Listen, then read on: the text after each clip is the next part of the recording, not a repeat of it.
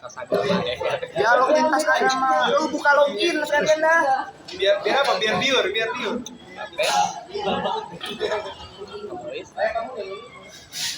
Oke, kita buka aja.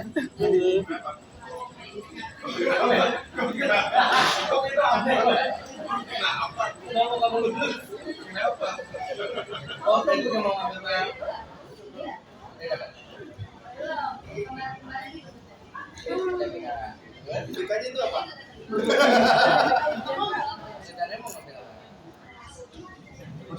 Dia teater Kak.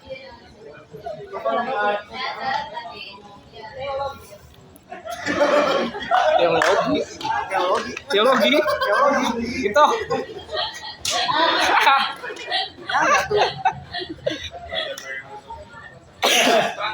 Bandel ya.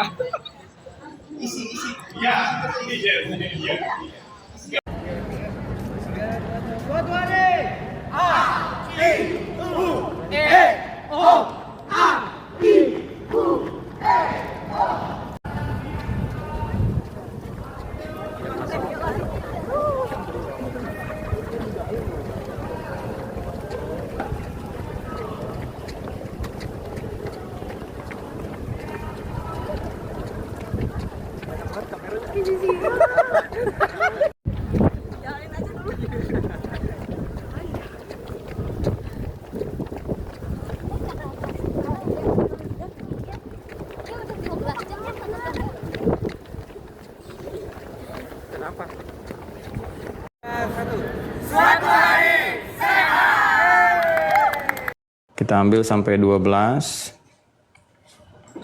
Kemudian juga 3. Quran surah 84. Ayat 6 juga. Ambil sampai 10 lah yang ini. Ini menarik nih, ayat 6 juga sama ya. Ini apa namanya? Ada kesesuaian, sinergitas yang juga terkait dengan tugas-tugas malaikat pencatat amal ya. Baik teman-teman sekalian, ini diantara dalil 3 ini dulu, nanti kita akan kembangkan terkait dengan nama-namanya, pembahasannya sampai kita dapati nanti penguatan-penguatannya. Bismillahirrahmanirrahim, kita mulai dengan bagian yang pertama ya. Sama-sama dibuka yang telah terhubung mushafnya, Qurannya, surah ke-50, surah Qaf ya. Ayat 16 sampai dengan ayat 18 ya, supaya ngajinya kita tersambung ya. Bismillah. Sudah? Walaqad khalaqnal insana. Ada ayatnya? Baik, mari kita lihat dan bacakan bersama. A'udzubillahi minasyaitonirrajim. Walaqad khalaqnal insana wa na'lamu ma tuwaswisu bihi nafsuhu wa nahnu aqrabu ilaihi min hablil warid. Ada? Baik, itu 16, kemudian 17-nya idz yatalaqqal mutalaqqiyani 'anil yamini wa 'anil shimali qa'id. Ada? Nah, berikan tanda di situ ya. Ini yang tanda utamanya. Ma yalfidhu min qaulin illa ladaihi raqibun atid. Nah, ini langsung ada nama di situ, raqib dan atid. Jelas ya? Baik. Jadi nanti ada keterkaitan antara 16, kemudian 17 dan 18 di surah Qaf. Jadi kalau kita sering mendengar dari kecil malaikat raqib atid, malaikat raqib atid. Nah, ini ditemukan nanti 2 nama ini yang sesungguhnya nanti berupa sifat pada asalnya. Ya, jadi 2 ini asalnya berupa sifat ya. Sifat yang melekat pada tugas malaikat. Nanti di ayat ke-18-nya. Tapi korelasinya nanti akan tersambung ke ayat 17 dan ke ayat 16 sebelumnya. Jelas ya? Baik. Kita mulai. Bismillahirrahmanirrahim. Kalau kita ingin kaitkan pembahasan dengan yang sebelumnya, perhatikan alurnya baik-baik ya teman-teman sekalian. Supaya kita mengerti hubungannya kenapa tersusun seperti ini. Ya, bukan hanya kita diajari sewaktu kecil untuk menghafalkan Jibril, Mikail, Israfil, Israel kan. Kemudian bahkan kita ke Mungkar Nakir dulu ya. Mungkar Nakir ini menarik nih. Ya belum dicatat udah masuk kubur duluan gitu kan. Ya harusnya ke Raqib, Atid dulu baru ke Mungkar Nakir ya. Baru kemudian selanjutnya gitu. Ini yang menarik, dari kecil kita sudah Israel, Mungkar Nakir dulu, mungkin baru dicabut ditanya di dalam kubur gitu kan. Nah, sementara alurnya sebetulnya yang paling enak begini dulu nih. Setelah ancaman tentang kematian, kita kan pasti akan serius. Untuk menambah keseriusan itu seperti apa alurnya. Jadi kalau kita mau teruskan alurnya seperti ini, pembahasan tentang malaikat, dan segala yang terkait dengannya, kan? Ya, ini pokok iman yang kedua. Pertama, ya, terkait dengan aspek kehidupan manusia, malaikat Jibril bertugas menurunkan wahyu untuk menguatkan risalah kenabian, ya. Juga kerasulan. Rasul yang terakhir khusus Nabi Muhammad SAW. Bagaimana kita bisa menetapkan kebenaran ya wahyu seorang rasul, seorang nabi, bagaimana menetapkan validitasnya untuk menentukan apakah ini benar rasul atau tidak. Maka ini pokok acuannya adalah kepada wahyu yang diturunkan melalui malaikat Jibril khususnya. Dan itu ada tanda-tanda tersendirinya, kan? Nah, nggak semua orang bisa mengatakan saya baru saja dapat wahyu dari malaikat Jibril. Tandanya apa? Dari mana tahunya itu malaikat Jibril? Kalau kita tidak pernah membahas tentang ini, kita nggak akan bisa memastikan. Karena itu Al-Imam Al-Bukhari sebelum memulai bahasan-bahasan topiknya di kitab hadis beliau yang sangat populer, Al-Jami' As-Sahih yang dikenal dengan Sahih Al-Bukhari, itu memulai pembahasan pertamanya dengan kitab Bad'ul Wahyi, permulaan turunnya wahyu, dan menjelaskan tentang malaikat ini ya, termasuk nanti diverifikasi. Inilah indahnya. Bahkan diverifikasi ya oleh ulama-ulama yang ada pada saat itu, bahkan juga tokoh-tokoh ulama-ulama yang terkait dengan keyakinan-keyakinan yang didapati sebelum datangnya Nabi Muhammad SAW. Baik itu yang diwariskan dari nabi-nabi sebelumnya, ya Nabi Ibrahim terus sampai Nabi Ismail terus sampai dengan ke Nabi Isa terakhir tercantum dalam kitab-kitab mereka, ya seperti disebutkan di Al-A'raf Quran surah 7 ayat 157, ya disebutkan di situ alladzina yattabi'una an-nabiyyal ummiyya alladzi yajidunahu maktuban ya fi Taurati wal Injil. Jadi disebutkan bahkan di Taurat, di Injil disebutkan isyarat dan sebagainya sehingga mereka mengetahui pemuka-pemuka di Bani Israel, di Yahudi, ya, Nasrani mengetahui tanda-tandanya. Karena itulah orang-orang yang berpegang teguh dengan ajaran ini seperti Waraqah bin Naufal, ya, kemudian juga Buhaira dan sebagainya, begitu mendapati tanda-tanda pada Nabi Muhammad SAW, mereka menyimpulkan ini semua sesuai. Tandanya jelas semua sesuai, maka mereka beriman kepada Rasulullah SAW seperti yang diisyaratkan oleh nabi-nabi sebelumnya dan tercantum dalam kitab-kitab yang mereka jaga. Ini verifikasinya bukan hanya didapati ya dalam kitab-kitab hadis, tapi dalam sejarah pun menetapkan itu. Jadi diakui ini. Ini untuk menguatkan risalah Nabi Muhammad SAW. Ya, dan menunjukkan bahwa risalah beliau itu menyempurnakan risalah yang lalu dan ada keterkaitan, kesesuaian, nggak ada perubahan. Jadi bisa dikonfirmasi apa yang dibawa oleh Nabi Isa, ajarannya, akidahnya Islam. Yang dibawa Nabi Musa, akidahnya apa? Islam. Dibawa Nabi Ibrahim, akidahnya apa? Islam. Dan setiap nabi akan mewariskan ya kepada umatnya masing-masing bahwa akan ada nabi penutup, sifatnya begini, begini, dan begini. Itu sudah komitmen yang diambil oleh para nabi ketika diutus, diangkat menjadi rasul, berkomitmen kepada Allah. Di Quran surah ketiga, Al-Imran di ayat 81. Ya, jelas. Jadi setiap nabi diangkat, rasul ditetapkan, mesti ada komitmen untuk menjelaskan kepada semua umatnya akan ada nabi penutup, siapa yang bersamaan dengan nabi itu mesti menolongnya, mesti membantunya. Termasuk nabi atau rasul itu sendiri. Kalau berkehidupan bersama nabi penutup ini mesti membantu menolongnya. Itu ada di Ali Imran, Quran surah ketiga, ayat 81. Wa idh akhadallahu mitsaqan nabiyyina lama ataitukum min kitabin wa hikmatin thumma ja'akum rasulun musaddiqun lima ma'akum la tu'minunna bihi wa la tansurunnah. Qala aqrartum wa akhadhtum 'ala dzalikum isri qalu aqrarna qala fashhadu ana ma'akum minasyahidin. Ya. Itu di mushaf standar paling kiri agak ke tengah, agak ke bawah sedikit ya.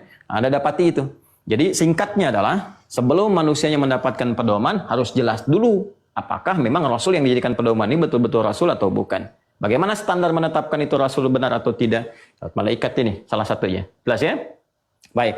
Setelah itu kita mendapatkan ini, kita ikuti pedomannya, ada lagi yang ditugaskan oleh Allah. Sepanjang manusia berkehidupan, ya, apalagi mampu mengikuti pedoman yang dibawa oleh Rasul, maka Allah menetapkan ada hukum umum, hukum khusus. Hukum umum yang berlaku bagi seluruh hamba tanpa kecuali, ya kan? Universal sifatnya. Yang hukum ini dibuat untuk menyadarkan hamba agar kembali kepada Allah. Jadi awas, jangan salah memahami, ya. Semua rizki itu rizki berpeluang didapati oleh orang beriman ataupun belum beriman. Cuma nanti perbedaannya di keberkahan. Jadi rizki diberikan untuk menyadarkan, semakin mendekatkan kepada Allah, untuk mengetahui. Makanya dapat uang jalan tiba-tiba ke Timur Tengah dengan azan, dapat hidayah masuk Islam, gitu kan? Ada lagi misalnya yang ingin tahu, pengen tahu, kan? terus beli buku, beli ini, beli itu kan rezeki juga, ya. Dapat kenal dengan Allah, masuk Islam. Jadi rezeki yang diberikan, termasuk usia juga, termasuk aktivitas dalam berkehidupan, pada akhirnya semua itu disiapkan oleh Allah untuk mengantarkan kita mendekat kepada Allah. Tinggal bagaimana hati kita bisa menerimanya, memutuskan apakah mengambil petunjuk dari jalan takwa atau mengikuti provokasi setan nantinya, ya. Maka hukum umum ini ditetapkan secara universal, ada juga yang khusus diberikan kepada orang beriman. Ya, sifatnya khusus. Karena itu di Al-Quran nanti ada panggilan yang sifatnya universal, ya ayuhan nas, wahai semua manusia. Ya ayuhan nas, ya ayuhan nas, ya ayuhan nas. Kan? Ada yang sifatnya khusus. Ya, setelah dia menyatakan beriman, komitmen dengan keimanannya, maka ada panggilan yang menggunakan kata iman. Ya, panggilan menggunakan kata iman. Ya ayyuhalladzina amanu, ya ayyuhalladzina amanu. Nah, semua hal yang terkait dengan ini, sepanjang kita mengikuti hukum yang dibawa, pedoman dibawa oleh Nabi, oleh Rasul, ya kan? Ataupun secara umum berkehidupan, ya di semesta ini, kita yang di bumi ini, maka Allah tugaskan malaikat yang kedua, Mikail, untuk memberikan support berkehidupan berupa terkait dengan rahmat, ya kan? Kemudian keberkahan, dan juga yang terkait dengan rizki. Nah, nanti ada yang sifatnya umum, ya rahmat yang sifatnya umum, saling mengasihi, saling menolong dan sebagainya. Ya, bahkan orang beriman yang beriman ataupun yang belum beriman pun ya kan ada sifat mengasihinya, sifat menyayanginya, sifat berbagi. Itu hukum umum yang Allah terapkan. Tapi keberkahannya ini hanya terkait dengan keimanan. Ingat, berkah itu terkait dengan keimanan sifatnya, gitu kan? Nah, kemudian rezeki juga umum sifatnya. Cuma apakah rezeki itu berkah atau tidak? Nah, itu hal atau pembahasan yang lain. Nah, iman ini yang menjadikan segala hal terkait ini menjadi khusus, ya, baik percepatan, ketenangan, kenyamanan, ibadah, dan sebagainya. Segala hal yang ditugaskan terkait dengan rahmat, berkah, dan rizki, itu tugasnya Allah berikan kewenangan kepada malaikat Mikail dengan izin Allah Subhanahu wa Ta'ala. Jelas ya? Dan ini telah tuntas saya jelaskan, silahkan lihat di pertemuan sebelumnya. Anda cek di YouTube-nya yang Mira ya, Mira Institute. Itu satu-satu kita tampilkan setiap hari videonya. Satu untuk memudahkan evaluasi. Saya tidak perlu perpanjang kembali. Ini saya telah jelaskan ruangnya, waktunya, kewenangan, dan sebagainya. Ini semua akan berlangsung terus sampai kehidupannya berakhir. Ya, kehidupan berakhir. Bahkan didahulukan oleh Nabi Muhammad SAW untuk memberikan satu getaran pada jiwa kita. Jangankan kamu pribadi gitu kan. Universe aja, ini kehidupan universal, semesta ini akan berakhir. Bahkan ditugaskan oleh Allah satu malaikat yang namanya Israfil, ya, untuk memberikan sebuah kesan yang kuat kepada kita tentang tugasnya, yaitu meniup satu sur, sasakala besar yang menghancurkan semua aspek terkait dengan kehidupan yang kita jalani di setiap titiknya. Baik di tempat kita, di bumi, titik yang kecil, sekian galaksi, semua planet, ya, dan asteroid, benda-benda langit yang lainnya, semua akan hancur seketika. Makanya disatukan, 1, 2, 3, dalam doa Nabi itu setiap sholat malam, setiap minta kepada Allah. Yang saya sampaikan itu ya, pernah kita bahas, yang hadis riwayat Abu Daud, Allahumma Rabba Jibril wa Mikail wa Israfil. Saya akan memberi kesan kepada kita, ya Allah, mohon jaga kan, yang kau yang telah menetapkan, mengutus, memberi kewenangan kepada Jibril, Mikail, Israfil. Bahasa lainnya kan kita minta, ya Allah, Engkau yang mengatur langit, mengatur bumi, mengatur kehidupan. Hamba mohon, ya Allah, berikan hamba kekuatan untuk mengikuti pedoman berkehidupan yang Kau turunkan petunjuknya lewat wahyu melalui malaikat Jibril itu. Kalau kita kepada Rasulullah SAW, ya Allah, bimbing hamba untuk mendapatkan rahmat-Mu, keberkahan dan rizki-Mu. Ya Allah, berikan kekuatan untuk menjalani kehidupan, sehingga tidak mengalami dahsyatnya kehancuran yang akan berakhir dengan ditiupnya sekala oleh malaikat Israfil dan sebagainya. Ya. Kemudian setelah itu, kalau orang kemudian menduga bahwa ini ditugaskan untuk meniup sasakala, kan? Ya, sebagai akhir dari kehidupan. Nah, ini kita istilahkan begini ya, yang kita menggunakan bahasa kita sur, gitu kan? Nah, lalu untuk memberikan efek kejut kepada diri kita pun sehingga tidak merasa nanti kan belum tahu juga berakhir. Ya, kalau berakhir kan kita sama-sama, gitu kan? Suka ada aja manusia kan yang begitu kan? Kalau berakhir kan kita sama-sama ini sama yang lain, maka Allah tegaskan kepada kita, ya belum tentu, karena setiap orang pun akan mengalami satu situasi khusus secara personal yang akan dialaminya. Kalau ini terkait dengan tadi aspek keimanan, ini terkait dengan aspek kematian. Kalau ini kiamat besar, ya kan? Kiamat kubra. Kalau ini kiamat sughra, ya, terkait dengan kematian. Ya, supaya kita tidak abai, ya. Kemudian juga merasa terlena dengan kehidupan, biarin aja lah, ntar juga dunia berakhir kan semua meninggal ini, nggak ada sisi lagi kehidupan. Nah, maka dikejutkan, diberikan efek kejut kepada diri kita supaya waspada. Belum tentu, jangan tunggu kehidupan berakhir, mungkin hidup kamu duluan yang berakhir. Ya, karena kita semua diikat dengan ajal. Pasti akan tiba waktunya untuk kembali kepada Allah. Lalu diturunkan kemudian informasi kepada kita tentang tugas yang diberikan kepada malakul maut yang datang membawa kematian. Qul yatawaffakum malakul mautil ladzi wukkila bikum. Quran surah 32 As-Sajdah di ayat yang ke-11. Ini juga sudah saya terangkan. Ini menghadirkan kewaspadaan pada diri kita, hati-hati dalam bersikap. Ya, siapa tahu saat maksiat tiba-tiba meninggal. Karena itu ingat kematian supaya nggak berbuat maksiat. Semangat menunaikan ibadah sehingga saat meninggal bekal sudah cukup, ya kan? Waspada dengan provokasi keburukan sehingga nggak hilang amal, apalagi saat meninggal amalnya hilang. Nah ini faidahnya mengingat kematian. Nah setelah itu kita semakin semangat kan, ingin semangat mengerjakan amal saleh, mengumpulkan bekal-bekal baik, bekerja dalam kehidupan dunia kita, membawa misi risalah kita pahami dengan baik. Nanti kita bahas aspek yang lanjutannya, jenis-jenis ibadah, sehingga kita merasa yang memahami ibadah itu bukan hanya sholat, bukan hanya puasa, bukan hanya baca Quran. Nanti merawat anak ibadah, ya, interaksi suami istri ibadah, kemudian bekerja ibadah. Tapi bagaimana ilmunya? Ya, bagaimana informasi yang menjadikan semua itu ibadah sehingga kita menikmati semua aspek kehidupan. Jadi hidup itu bisa menyenangkan. Ya, masya Allah, gimana caranya ngetik dapat pahala kan? Itu ada konsepsinya. Kalau mau lihat nanti karena ini perkara iman, urusannya terkait dengan alam gaib, nanti saat kembali kepada Allah akan ditampakkan. Makanya kita belajar tentang iman, tentang akidah, supaya paham tentang ini untuk menguatkan keyakinan kita, supaya nggak ragu. Kalau perkara iman itu setelah kematian terlihatnya. Ya, kalau ilmu bisa tampak sekarang, ya kan? Kalau iman itu nampaknya nanti di kemudian waktu, karena itu sifatnya gaib, diyakini oleh hati, karena nggak terlihat oleh kasat mata kita. Ya, beda dengan ilmu, terasakan oleh indera, terlihat oleh mata, sehingga seketika saat ini ada pun yang akan datang belum bisa kita ketahui. Makanya sifatnya prediktif, ya. Kembali ke sini, karena kita ingin semangat, ingin baik mengumpulkan semua amal-amal baik, ingin bekalnya kembali kepada Allah, maka Allah pun mensupport kembali kita untuk memberikan motivasi. Ya, baik, kamu ingin semangat, ingin bagus, ingin baik, gitu kan, dan sebagainya. Nah, sekarang dicatat untuk mengingatkan. Ya, maka Allah tugaskan kepada 2 malaikat untuk memberikan pendampingan, pencatatan, dan sifat rahman Allah, kasihnya yang tanpa batas itu menjadikan kita mendapat informasi. Mudah bagi Allah menetapkan, biarkan saja manusia. Ya, dia nggak tahu kalau dicatat amalnya akan ditampakkan kepada di hari kemudian. Ya, tapi karena kasih Allah yang begitu dalam untuk support kepada kita, supaya kita bisa berlomba mendapatkan kebaikan, ya, maka ditampilkan, diinfokan kepada kita. Amal kamu dicatat. Ya, dan akan diinfokan kemudian hari. Saya ilustrasikan begini ya, dan walaisa kamitslihi syai', tidak ada yang serupa dengan apapun yang Allah tetapkan. Tapi saya ingin berikan satu pemahaman yang dekat sehingga kita mampu mengambil ini sebagai pijakan untuk bisa memahami dengan baik apa yang akan kita ulas ini. Anda bisa bayangkan begini. Kalau kita misalnya dalam bekerja di kantor nih teman-teman sekalian. Jadi di kantor kita kerja. Terus setiap meja kita tuh dikasih 2 CCTV, kanan dengan kiri. Ya? Kemudian sebelum kita bekerja, masuk ruangan, pimpinan kita mengatakan kepada kita, semua pekerjaan kamu ya di sini itu akan diawasi oleh 2 CCTV. Itu kanan dengan kiri. Ya, ada kanan dengan kiri, itu sebelah kanan kiri itu CCTV semua. Dan semua yang kamu kerjakan, yang kamu tulis, yang kamu katakan dengan orang itu ada audionya juga sangat sensitif sekali. Apa yang kamu bicarakan langsung terdengar, kan? Nah, itu nanti ada mesin otomatis pencatat. Jadi setiap merekam itu tercatat apa pekerjaan kamu, setiap detiknya. Yang kamu kerjakan, yang kamu bicarakan dan sebagainya. Baik. Ya, kalau kamu mengerjakan yang baik-baik selama bekerja ini, catatannya akan ada nih, akan ditampilkan. Jadi setiap sebulan akan nampak kepada kamu, disampaikan. Ini begini. Kamu akan dapat reward begini. Ya, ini balasan untuk kamu kalau kamu kerjanya bagus, kata-katanya selalu bagus dan sebagainya. Ini, kamu akan dapat bonus sekian juta. Kamu akan dapat kenaikan promosi jabatan begini.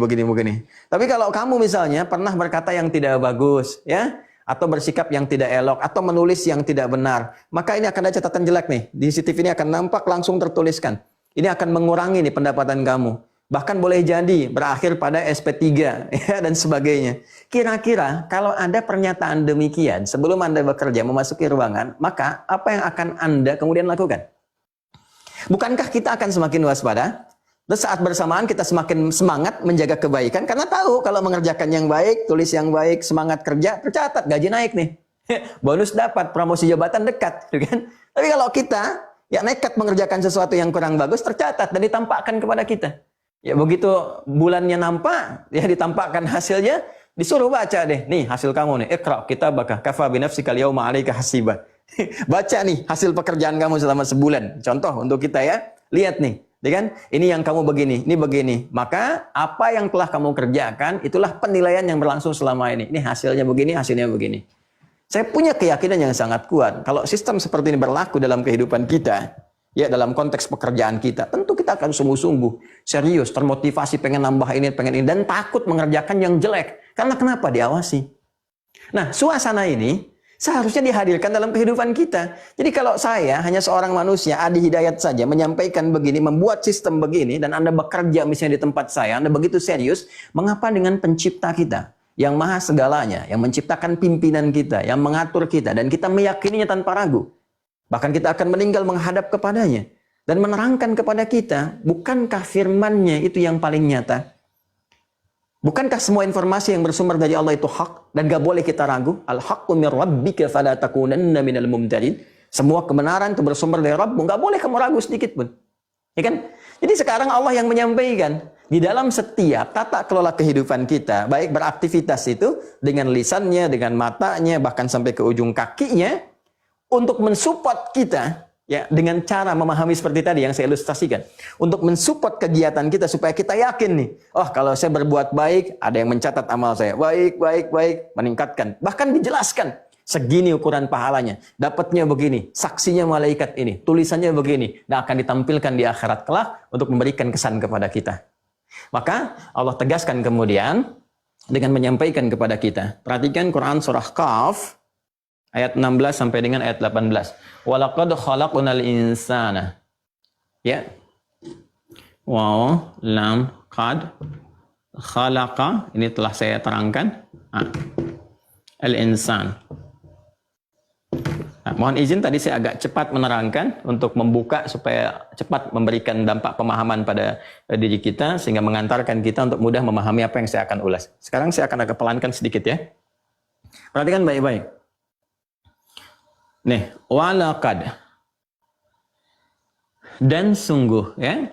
Ini menyambungkan, baik ini kalau kita mau buka ibtidak bisa, membuka suatu informasi yang baru. Kalau kita mau ataf menyambungkan sebelumnya juga bisa, tergantung konteks yang kita pahami.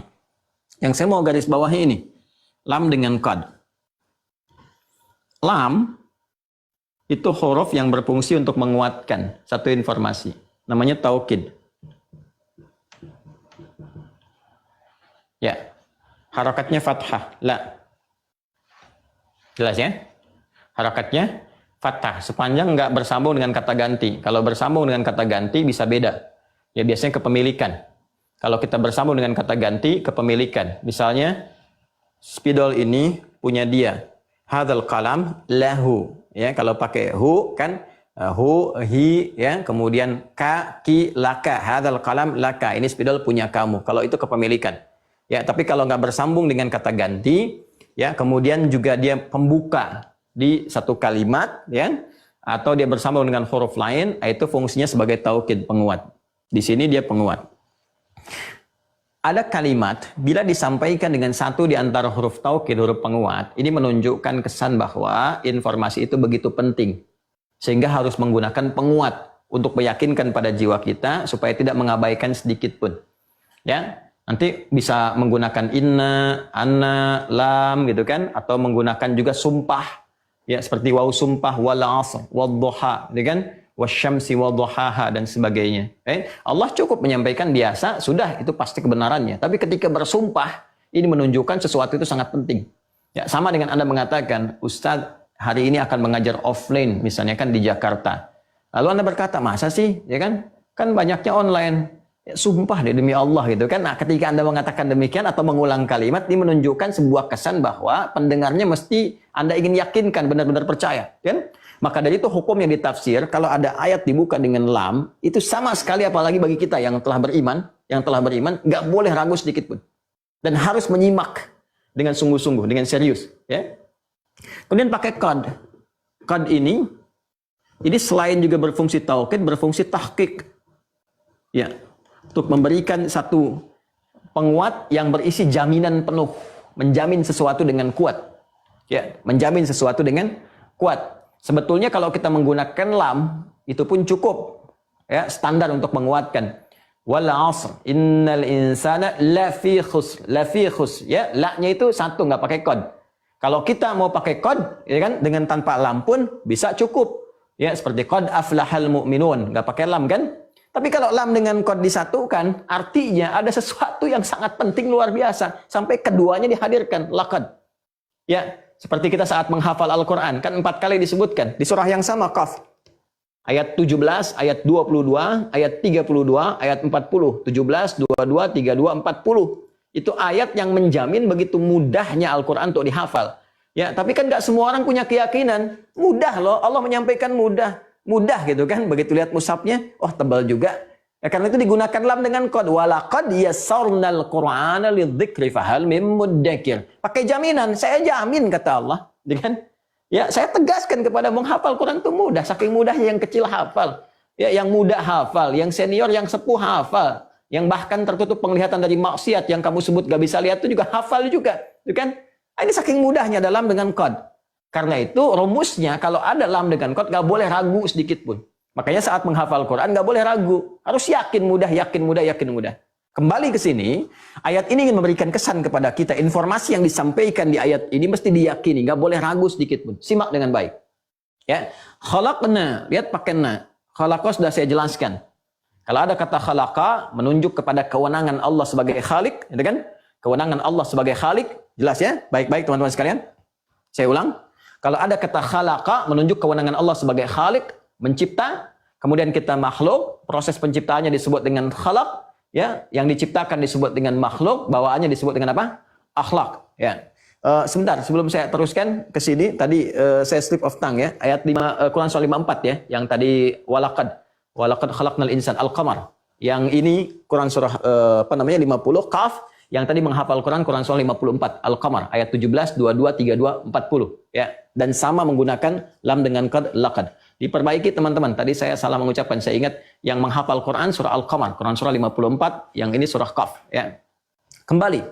Khalaqa, ini pakai na nih. Ini yang saya garis bawahi. Na, ini singkatan dari